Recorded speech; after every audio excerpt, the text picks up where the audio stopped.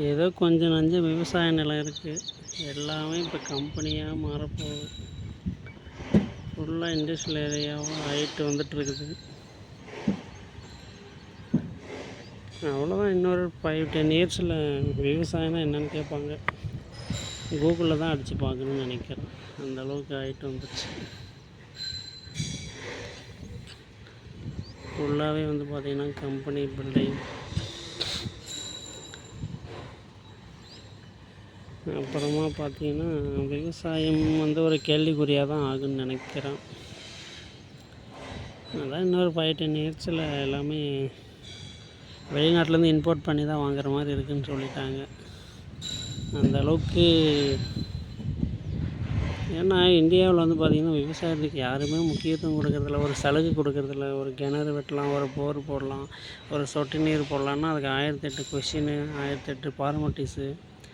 அதுக்காகவே யாரும் மக்கள் போய் அதை அப்ளை பண்ண பண்ணுறாங்க. அந்த அளவுக்கு டார்ச்சர் பண்ணுறாங்க. இந்தியா ஃபுல்லாகவே ஒரு ரூல்ஸ் கொண்டு வரணும். ஒன்லி சொட்டு நீர் ட்ராப்ஸ் அது மட்டும்தான் யூஸ் பண்ணணும் அப்படின்னு. அப்போ தான் வாட்டர் ஓரளவுக்கு கிரவுண்ட் வாட்டர் மேலே இருக்கும். மேலே இருந்தால் தான் விவசாயம் பண்ண முடியும். சொட்டு நீர் போடுறதுனால பார்த்திங்கன்னா வாட்டரை சேமிக்கலாம். ஓப்பனாக அப்படியே எடுத்துவிட்டு பாய்க்கிறதுனால கிரவுண்ட் வாட்டர் லெவல் குறையும். ஸோ அதனால் ட்ராப்ஸ் போடுறதுனால சேவ் ஆகும். முடிஞ்ச அளவுக்கு கவர்மெண்ட் ஒரு ஆக்ஷன் எடுத்து இந்த விவசாயிகளுக்கெல்லாம் நல்ல ஒரு சலுகை கொடுக்கணும். ட்ராப்ஸ் போடுறதுக்கு, போரு, கிணறுக்கெல்லாம்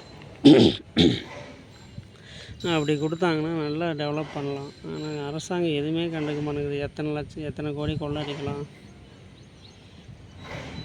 வெளிநாட்டு பேங்க்கில் பதிக்க வைக்கலாம், வெளிநாட்டில் லேண்டை வாங்கிக்கலாம், அமெரிக்காவில் வாங்கி விடலாம், ஆஸ்திரேலியாவில் வாங்கி விடலான்னு இப்படியே வரவங்களாம் ஏமாற்றிட்டு தெரியுது.